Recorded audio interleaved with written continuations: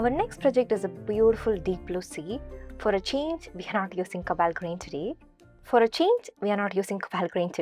Anyway, let me quickly take you through the colors you will need. As you can see here, it is mostly blues. For the sky, the color I'm using is cerulean blue. You can use any other color of your choice. It can be turquoise blue or any other blue.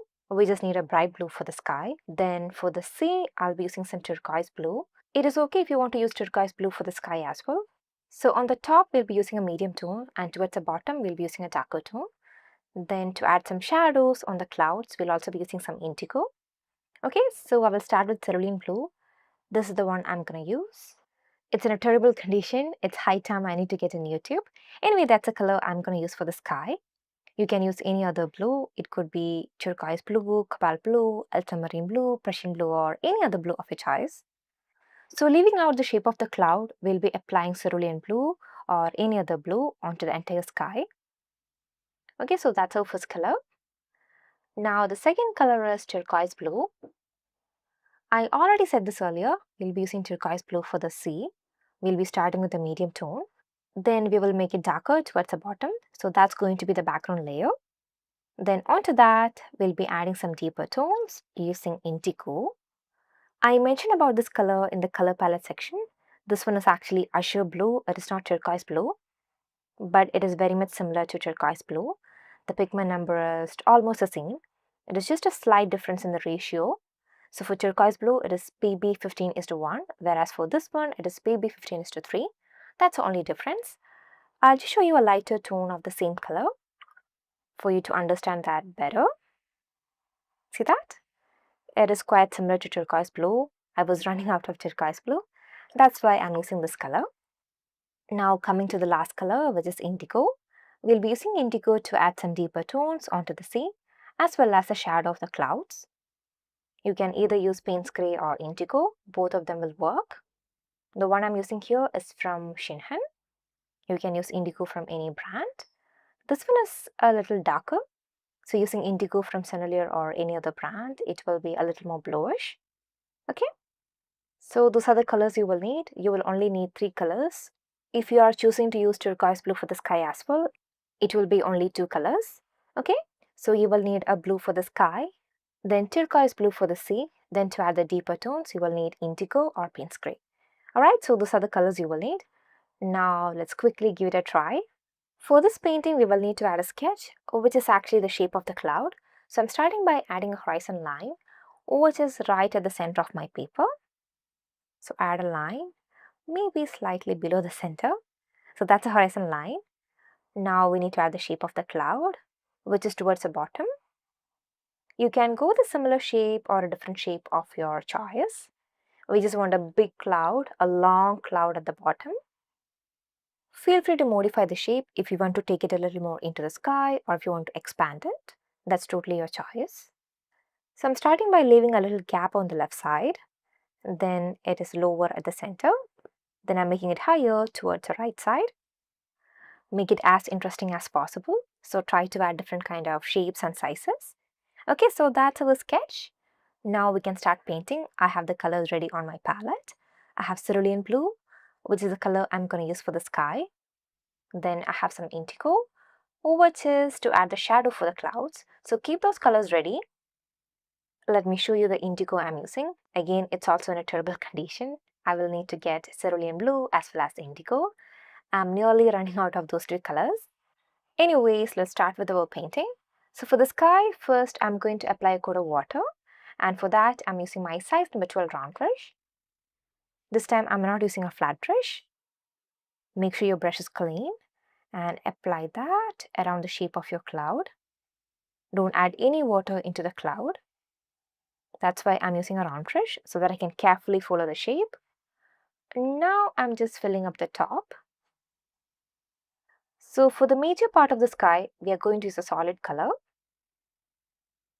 My background is evenly wet. Now we can start applying the paint. So decide on which blue you want to go with. And then apply that onto that entire area. To apply the paint, I'm using my size number 8 round brush. So I'm just keeping this one aside.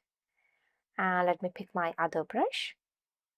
Every time you pick your brush, make sure it is clean. Now I'm adding some drops of water and I'm turning cerulean blue into a medium tone. Now start applying that right from the cloud. You can follow the outline we have added already and apply paint over there. Then gently take it into the sky, towards the top. See that? Now we can fill it up. Only towards the left corner where I have left some space, I'm planning to make the color a bit lighter. On the top, I'm following the same tonal value. So without adding any paint into the cloud, gently fill it up.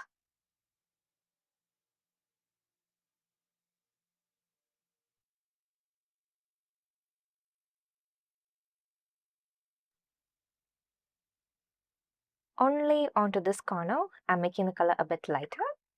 I have cleaned my brush. Now with a clean brush, I'm making this area lighter. This is just to give a little difference in the sky. So on the top, we have used a similar tonal value. Only onto this corner, we made it a bit lighter. Okay, so that's the sky. Now, in case if you want to make the color more brighter, or if you want to modify the shape of the cloud, you could do that right now. I'm not really happy with the shape at this part. So I'm just smudging the paint using a clean dry brush. I feel like the shape is really sharp over there. So just to fix it, I'm using a paper towel and I'm gently picking up the paint. Okay, that looks fine. Okay, so that is just the first part of the sky. We need to paint the clouds, but before that, we'll have to wait for this to dry. Then we'll add a coat of water onto the cloud and we'll be adding some shadows onto that. Okay, so let's take a small break and come back when the background has dried completely.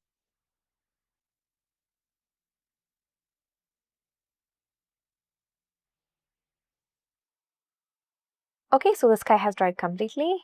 Other than this little part here, I'm pretty happy with the color and the way it has turned out. Anyway, let's go to the next step, which is painting the clouds. Now we need to apply a clean coat of water onto the entire cloud. For this step, use any of your medium size brush or a smaller size brush. But before you apply a coat of water, make sure your brush is clean. Now when you're making your background wet, try to leave a tiny gap on the outer shape. Otherwise, we might accidentally add some water into the blue part and we might end up ruining it. So be very careful when you're adding water. Just a tiny gap, then you can fill up the rest. See that? I'm not adding water onto that outer shape. I'm leaving a teeny tiny gap and I'm filling up the rest. Okay, so that part is evenly wet right now. To add the shadows, you will either need indigo or paint spray. So just pick up a tiny amount of paint. Don't add a lot of water, go with the paint which is not too watery. If it's too watery, it will end up spreading a lot. See that? So go with the paint which is not too watery and keep adding that onto the white part. There is no particular method or rule that you need to follow here. Simply keep on dropping that medium or lighter tone of indigo or paint spray onto the white part. See that? You can already see that gorgeous cloud there. So just watch out the tonal value. Don't make it too dark. Go with a similar tonal value. And just add in that very randomly onto the cloud. To make it a bit more dramatic and interesting, maybe you can use a bit of darker tone in between, but not on the entire cloud. Right now I have used a lighter tone throughout the cloud. Maybe if you want to, you can pick up a slightly darker tone and just drop in that as well. See that? This is just to make our cloud more interesting. But if you're already happy with the result, you can just leave it as it is. Okay, so that's our cloud. I'm pretty happy with the way it has turned out. To get that cloudy feel, you need to leave most of the paper white. So don't overdo. The moment you feel like you're happy with the result, that's it. Just call it down and leave it for drying.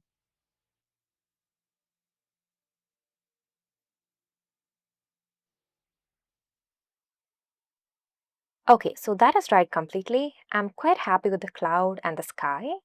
Now when you paint the sea, you will get a real feel of it. So obviously our next task is to paint the sea. For this painting, we are not going to add any details along the horizon line. We are going to have a clean straight line over there.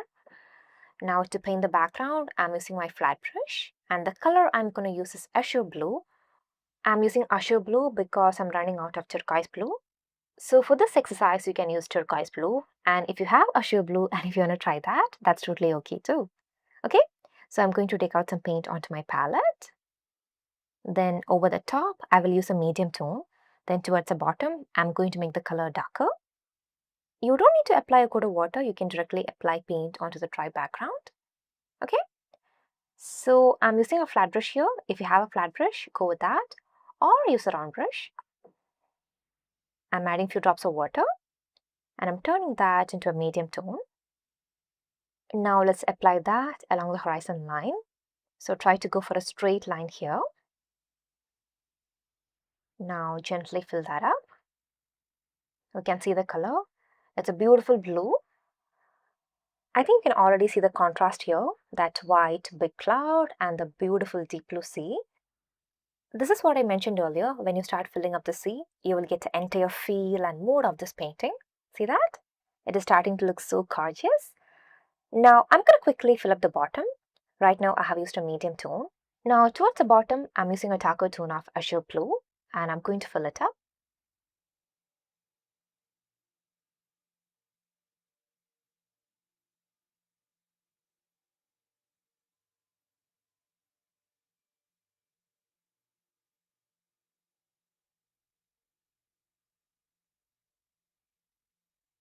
Alright, so that's the base layer. I think it is already looking quite pretty. The colors are looking so good. Maybe I will make this area a bit more darker. Just adding some paint only at the bottom. Then I'm spreading that into the background. Okay. Now before the background dries, we need to add in some more texture to create that movement in the water. Right now, this is just a flat layer. And for that, I'm using a round brush. You can use any of your smaller brush or medium size brush. This one is size number 6. Okay. Now I'm going to pick some turquoise blue again. This time I'm not adding a lot of water. It's a darker tone. Now I'm simply adding some lines at the bottom using that darker tone. It can be any kind of lines. Some of them can be thick, some of them can be thin, and it can be of any length. See that? So simply keep on adding some lines using a darker tone at the bottom. This is just to create some texture. Don't worry a lot about making them look perfect. Simply keep on adding those lines before the background dries. The reason why I'm saying not to worry is that this is just one set of lines. Once the background dries, we'll be coming back with another set, which will make it look more beautiful. So right now, our task is to add in as many texture as possible to the water to bring in that feel of movement.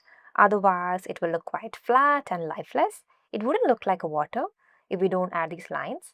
So adding these lines are really necessary. Now, in a similar way, I'm going to add them onto the top part. But over here, I'm not using a darker tone. It's a bit lighter than the color I used earlier. So simply keep on adding as many lines as you can onto the wet background and fill it up. It can be some thin lines or some thick lines. It can be long or short. Just add them however you can and fill it up.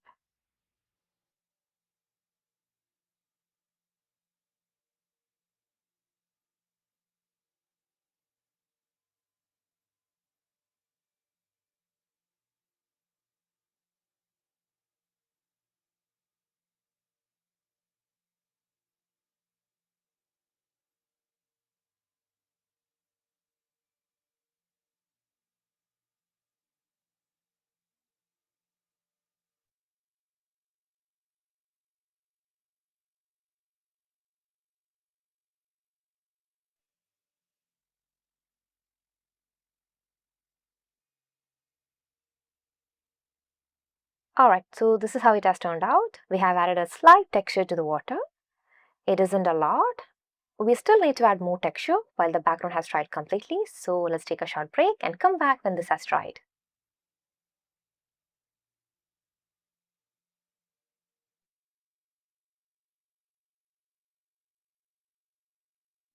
Okay, now we are about to go the last step. Now this step is also about adding enough of lines onto the background to create more and more texture. Right now the ones we added earlier is not that prominent because we added them on a wet background. So I'm starting off with a darker tone of turquoise blue first and I'm adding some lines at the bottom. So for this step, the only thing to keep in mind is darker and thicker lines at the bottom and thinner and lighter lines towards the horizon line. Okay, so that's our thumb rule. Right now I'm using a darker tone. They are short and they are thick as well. See that? So in a similar pattern, you can add in as many lines as you want at the bottom. When you add the first few lines, you might not be really happy with it, but trust the process and keep going. But when you add quite a few of them, you will start to see a beautiful deep blue sea appearing right in front of you. So just trust the process and keep going. Just keep in mind the thumb rule, darker and thicker lines at the bottom, thinner and lighter lines towards the top. Okay? So let's quickly fill this up.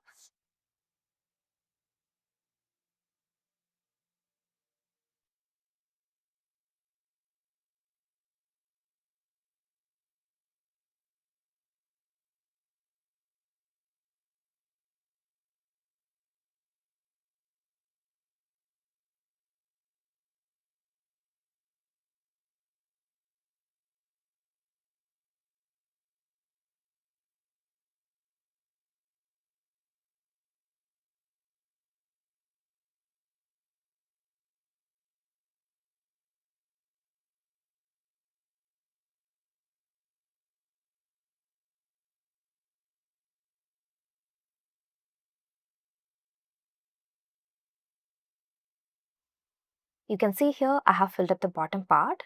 You can also notice that I have left a tiny gap between these lines. That is what makes our sea look more beautiful and realistic. So don't add them too close to each other.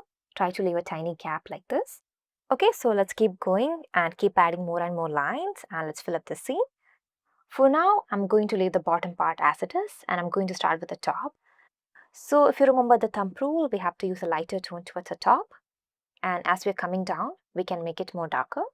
This way you'll be able to see the gradient as you paint. Okay, so pick up a medium tone of turquoise blue and keep adding some shorter lines and fill up the entire sea. Remember to leave a tiny gap in between. Don't add them too close to each other.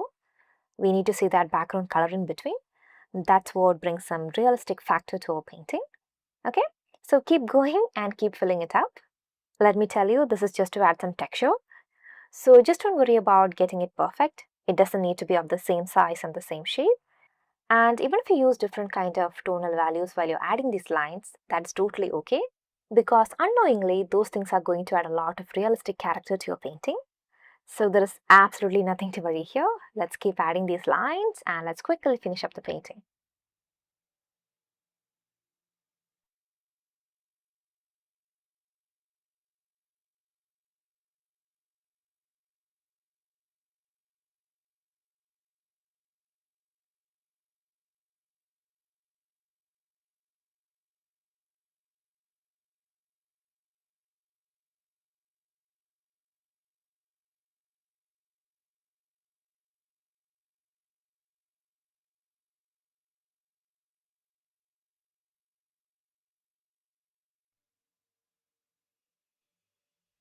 Okay, so right now I have reached almost 3/4 of the sea, which means I need to make the color more darker. So I'm picking a much more darker version of turquoise blue and I'm keeping on adding more lines as I'm approaching the bottom. See that? You can clearly see the difference in color. On the top, we have used a medium tone. Right now, it's a bit more darker. But the technique is the same. We are just adding similar kind of lines. It is just that the tonal value is different.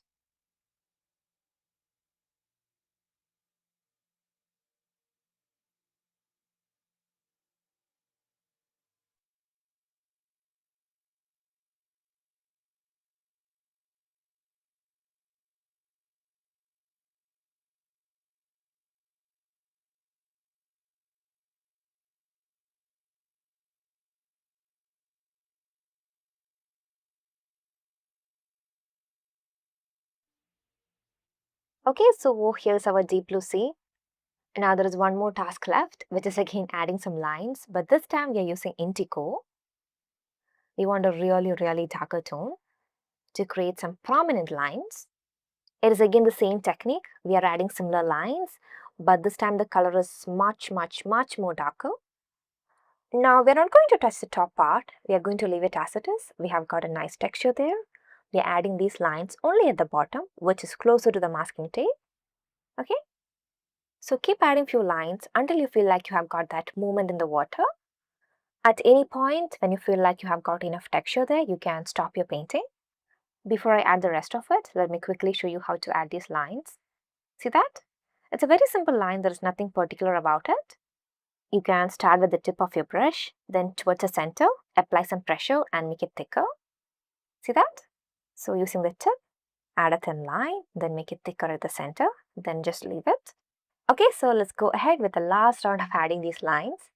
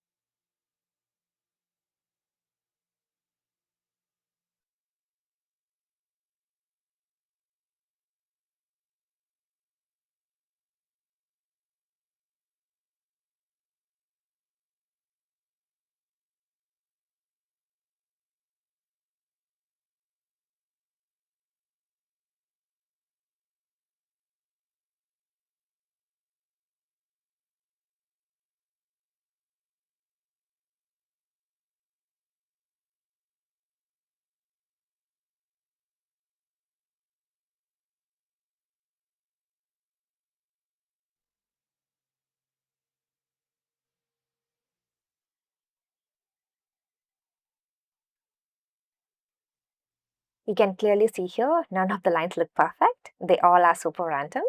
But all together, they are bringing a nice texture to the sea, and that is exactly what we need. I'm quite happy with the result, so at this point, I'm going to call it done. If you want to add in more to bring in more texture, you could do that. So that's my deep blue sea. It's a very simple painting with a minimum color palette as well as a minimum detail. There isn't a lot of colors or details involved in this painting, but still it has a beauty. The major attraction of this painting is obviously the cloud. I hope you all liked it too. And even the texture of the sea has come out pretty nice.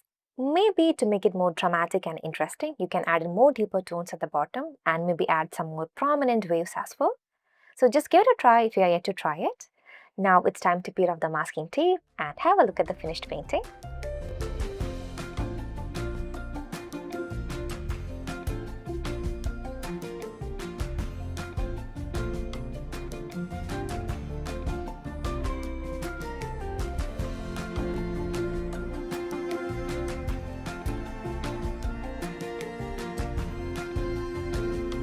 And here's our deep blue sea. I hope you all loved your painting and I hope you all enjoyed the process as well. Thank you so much for joining and I will see you in the next painting.